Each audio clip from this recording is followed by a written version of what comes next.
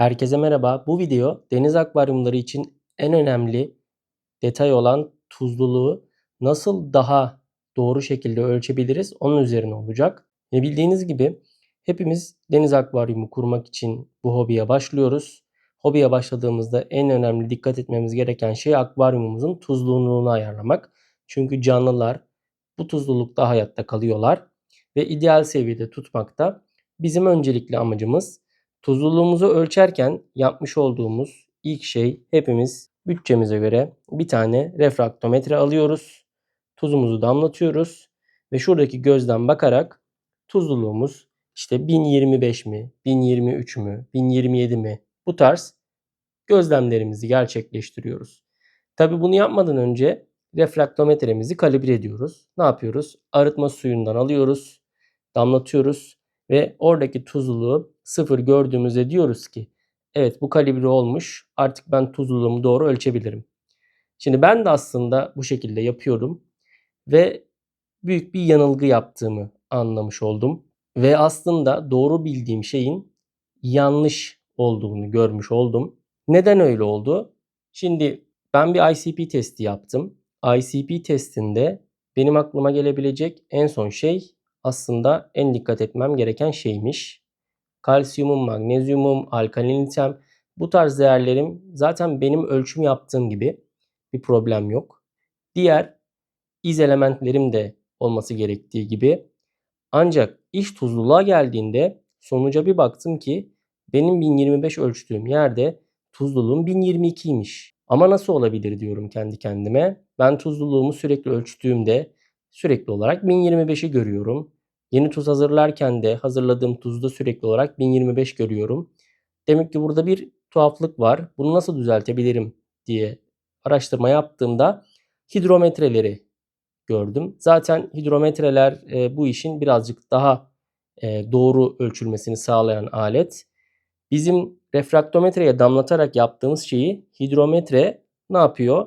Suyun yüzeyinde yükselip alçalarak tuzluluğun yoğunluğuna göre bize bir değer veriyor. Bununla ölçtüğünüzde işin artık yanlış olma gibi bir ihtimal yok. Hemen hidrometre ile ölçümümü gerçekleştirdim. Akvaryum tuz mu? Akvaryum suyu mu? Bir baktım gerçekten de 1022 ile 1023 arasında görünüyor. Demek ki benim refraktometrem 1025 aslında yanlış gösteriyormuş. Hızlı bir şekilde direkt suyumu hazırladım. Doldurdum. Hidrometreye koydum. Hidrometrede çıkan dereceyi aldım.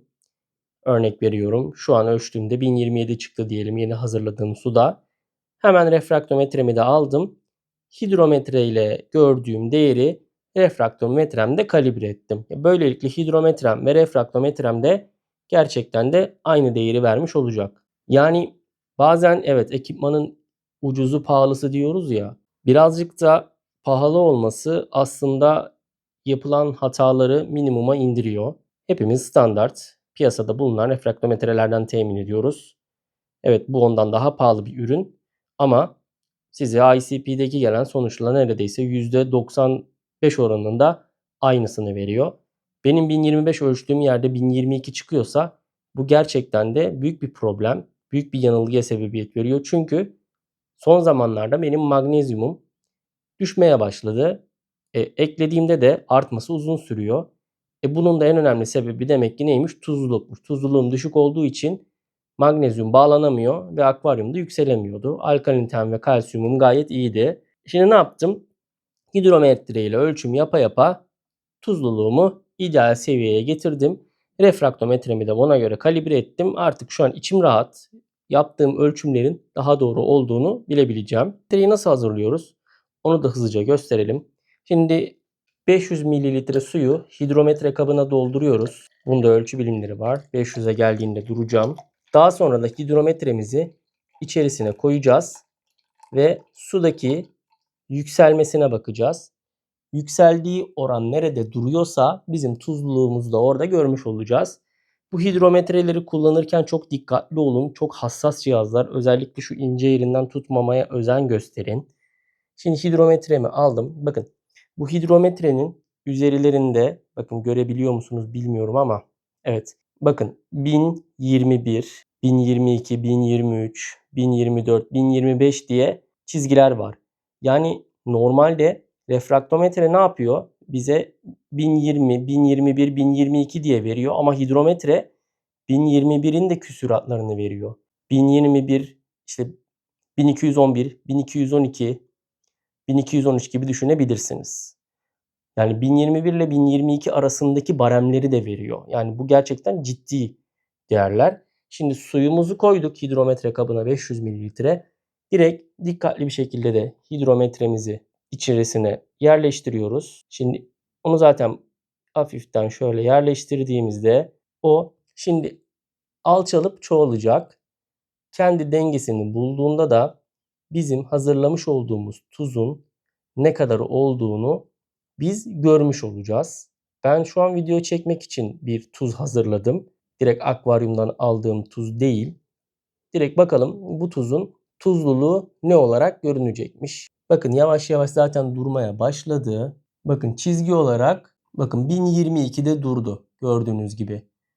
Yani benim tuzluluğum 1022'ymiş. Şimdi buradan refraktometreye de aldığımda refraktometreyi de ben buna göre kalibre ettiğim için orada da 1022'yi görmem gerekli. Hemen ona da bakalım. Yani size göstermeye çalışayım. En azından kendi gördüğümü anlatmaya çalışayım. Mümkün olduğu kadar göstermeye çalışıyorum. Biraz zor oluyor. Evet. Bakın 1022 olarak görünüyor. Hidrometrem de 1022 idi. Artık ben ölçümümün doğru olduğunu görebiliyorum tam olarak. Çizgi, evet bakın gördüğünüz gibi mavi çizgi 1022'de görünüyor. Yani hidrometre ile aynı ölçüde olarak ayarlandı. Eskiden burada hidrometrenin 1022 gördüğü yerde benim refraktometrem 1025 görüyordu. Yani bu gayet ciddi bir fark. Dikkat edilmesi gereken bir fark. Bu farkları ortadan kaldırabilmenin yolu da refraktometreyi kalibre ederken direkt arıtma suyu ile değil de aslında bu şekilde bir hidrometre ile kalibre etmek daha iyi. Tabii bu tarz ürünlere ulaşanlar olabilir, ulaşamayanlar olabilir. Ama tavsiyem buna dikkat ederek ilerlemeniz. Çünkü ben 2 ayrı refraktometre ile de test yaptığımda benim tuzluluğum 1025 çıkıyordu ama hidrometre ile 1022, 1023 seviyelerinin arasında çıkıyordu. Yani bu cihaz neredeyse %95 doğrulukta çalışıyor diyebilirim. ICP test sonucuyla aynısını veriyor. Ancak bu görmüş olduğunuz normalde yapmış olunan kalibreye göre şuradan kendiniz kalibre yapsanız bile oradakini sıfıra getirin diyor. Getiriyorsunuz, tuzunuzu koyuyorsunuz, bakıyorsunuz. Bunda 1025 çıktığı yerde bunda 1023 çıkıyor. Yani gayet ciddi bir fark. Eğer ben ICP testi yapmasaydım bunu gözlemleyemeyecektim ve aksiyonlarımı buna göre alamayacaktım. En azından hızlıca bunu fark etmiş oldum ve çözüme ulaştırmak için elimden geleni yaptım. Hemen de bu videoyu hazırlamak istedim ki benim düştüğüm yanılgıya sizler de düşüyor olabilirsiniz. Dikkat edebilecek konumdaysanız da buna dikkat etmenizi tavsiye ederim. Çünkü iki ayrı refraktometrede de aslında benim oradaki tam sıfırda değil de sıfırın altında durması gerekiyormuş. Artık yapacak bir şey yok. Hızlı şekilde bunu tespit edip aksiyonumuzu almış olduk. Şu an kaldığımız yerden daha doğru verilerle devam edeceğiz. Tuzluluğumuz şu anda 1025 seviyesine çıktı. Olması gerektiği gibi ilerliyor. Kalsiyumumuz, alkalinitemiz de gayet güzel. Tuzluluğumuzu da çıkardığımız için ufak bir magnezyum eklemesiyle de zaten akvaryuma hemen kendine gelecek. 1170 seviyelerinde kadar düşmüştü. Ufak eklemelerle bunu kademeli olarak 1250, 1250-1300 arasında çıkartıp ilerlemeyi düşünüyorum. Bu şekilde yaptığımda da herhangi bir sorun olmayacaktır. Evet, bu videoda birazcık farkındalık olsun diye atmak istedim. Doğru bildiğimiz şeylerin bazen biz istemeden yanlış çıkabileceğini de görmüş olduk. Benimle aynı konumda olan arkadaşlar ya da bundan emin olmak isteyen arkadaşlar varsa bu şekilde benim izlediğim yolu izleyebilirler. Hidrometre kabına 500 mililitre tuzlu suyunuzu koyuyorsunuz. Bu suyun ağırlığıyla beraber aşağı yukarı salınım yapmaya başlıyor ve en tepede durduğu çizgi otomatikman sizin tuzluluğunuzun kaç olduğunu göstermiş oluyor. Direkt buradan geliyorsunuz ve tuzluluğunuzun 1022 olduğunu görmüş oluyorsunuz. Kalibre edeceğiniz cihazı da buna göre kalibre ettiğinizde bu sefer refraktometreniz de size doğru veriyi vermiş olacaktır. O zaman beni izlediğiniz için teşekkür ederim. Umarım faydalı ve bilgilendirici bir video olmuştur. Kendinize iyi bakın.